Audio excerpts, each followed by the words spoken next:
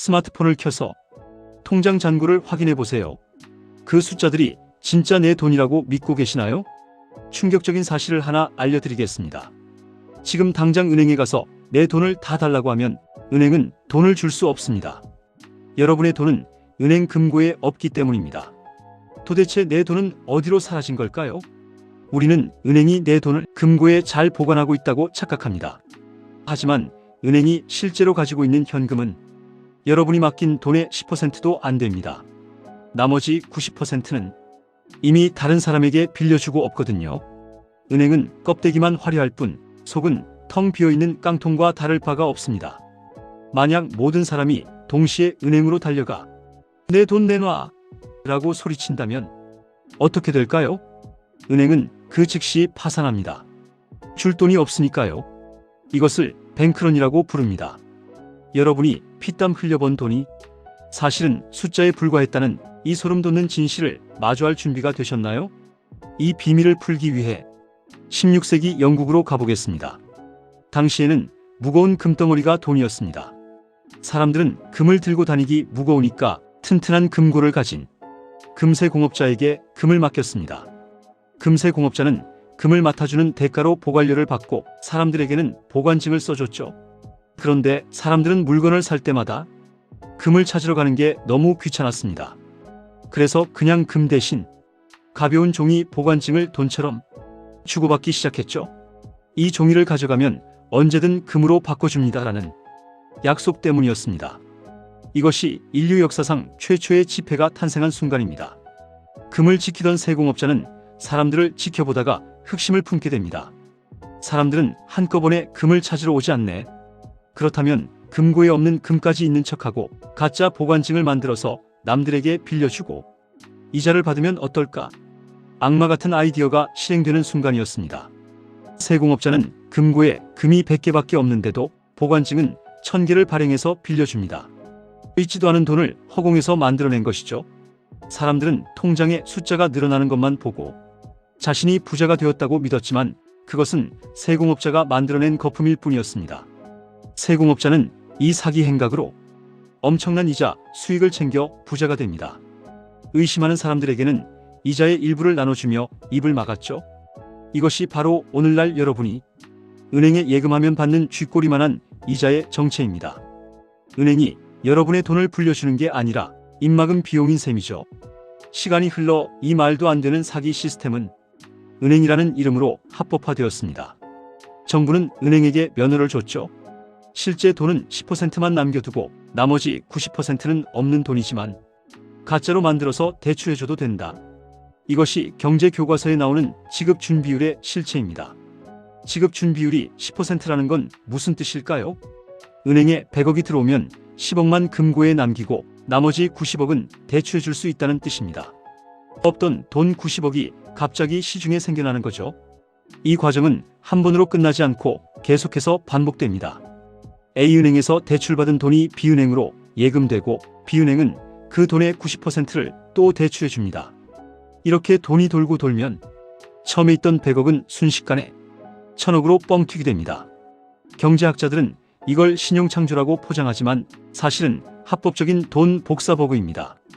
이 시스템 덕분에 시중에는 실제 존재하는 돈보다 훨씬 더 많은 돈이 돌아다니게 됩니다. 우리가 느끼는 풍요로움은 사실 빚으로 쌓아올린 모래성입니다. 빚이 늘어날수록 돈의 양은 폭발적으로 증가하고 국가는 이 위태로운 성이 무너지지 않게 하려고 애를 쓰죠. 자, 이제 무서운 결과가 찾아옵니다. 시중에 돈이 너무 많아지면 어떻게 될까요? 돈의 가치는 똥값이 됩니다. 어릴 때 500원 하던 과자가 지금 2000원이 넘는 건 과자가 고급스러워진 게 아닙니다. 여러분이 가진 돈의 힘이 그만큼 약해지고 쓰레기가 되어가고 있다는 뜻입니다. 가장 큰 피해자는 성실하게 일해서 월급 받는 여러분입니다. 부자들의 자산인 아파트와 주식은 돈이 풀리는 속도만큼 빠르게 가격이 오르지만 여러분의 월급은 거북이처럼 느리게 오르기 때문이죠. 열심히 저축만 해서는 절대로 부자를 따라잡을 수 없는 구조가 이미 완성되어 있습니다. 이 모든 돈의 양을 조절하는 곳이 바로 중앙은행입니다. 그들은 금리를 올리고 내리면서 수도꼭지처럼 돈줄을 조절합니다. 하지만 기억하세요. 그들의 목표는 시스템이 붕괴되지 않게 막는 것이지 개개인의 재산을 지켜주는 것이 아닙니다.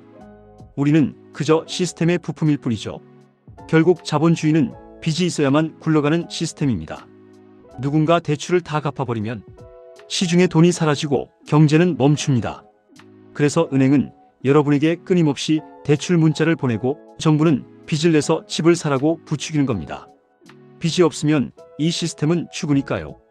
이 시스템은 멈추면 넘어지는 자전거와 같습니다. 계속해서 새로운 빚을 만들어내고 통화량을 늘려야만 과거의 빚을 갚을 수 있으니까요. 우리가 죽을 때까지 쉬지 않고 일해야 하는 이유는 이 거대한 자전거가 넘어지지 않게 하기 위한 연료로 우리의 노동력이 필요하기 때문입니다. 언젠가 물가가 내려가겠지라고 기대하시나요? 꿈 깨시길 바랍니다. 자본주의 역사상 물가가 장기적으로 하락한 적은 없습니다. 물가가 내려간다는 건 곧 경제가 망한다는 뜻이니까요. 자본주의는 태생적으로 인플레이션을 먹고 자라는 괴물입니다. 물가는 앞으로도 오를 겁니다. 만약 돈이 줄어드는 디플레이션이 오면 기업은 투자를 멈추고 사람을 해고합니다. 여러분이 직장을 잃게 된다는 뜻이죠.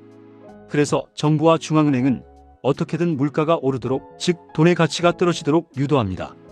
이것이 그들이 말하는 건전한 경제 성장의 숨겨진 의미입니다. 따라서 현금만 쥐고 있는 건 더운 여름날 얼음을 금고에 보관하는 것과 같습니다. 오늘 1억으로 살 수 있는 집이 10년 뒤에는 10억이 될 수도 있습니다. 집이 좋아진 게 아니라 현금이 녹아내린 겁니다. 저축왕이 결국에는 벼락거지가 되는 슬픈 현실이 바로 여기에 있습니다. 부자들은 이 비밀을 너무나 잘 알고 있습니다. 그래서 그들은 절대 현금을 쌓아두지 않습니다. 빚을 내서라도 부동산, 주식, 금 같은 실물 자산으로 바꿉니다. 시간이 지날수록 빚의 가치는 떨어지고 자산의 가치는 오르기 때문입니다. 이것이 부의 공식입니다. 반면 금융 지식이 없는 사람은 평생 은행에 돈을 갖다 바치는 노예로 살게 됩니다. 은행이 내 돈을 지켜준다고 순진하게 믿으면서요. 시스템을 이해하지 못하면 시스템의 부품으로 소모될 뿐입니다. 학교에서는 절대 가르쳐주지 않는 이 잔혹한 진실을 이제는 깨달아야만 생존할 수 있습니다. 자본주의라는 게임에서 승리하려면 먼저 게임의 룰을 알아야 합니다. 돈이 어떻게 생겨나고 어떻게 사라지는지, 왜 내 월급은 항상 부족한지, 이 근본적인 원리를 이해하는 것이 바로 경제적 자유로 가는 첫걸음이자 유일한 탈출구입니다. 눈을 뜨고 세상을 다시 보세요. 당신은 자본주의의 피해자로 남을 것인가요? 아니면 이 파도를 타고 부의 기회를 잡을 것인가요? 선택은 여러분의 몫입니다. 하지만 명심하세요. 아무것도 하지 않으면 가만히 앉아서 가난해지는 길만 남았다는 것을요. 지금 당장 공부하고 깨어있고 행동해야 합니다. 오늘 영상이 충격적이었다면, 그리고 앞으로 자본주의의 더 깊은 비밀을 파헤치고 싶다면 구독 버튼을 눌러주세요. 여러분의 부를 지키는 똑똑한 파트너가 되겠습니다.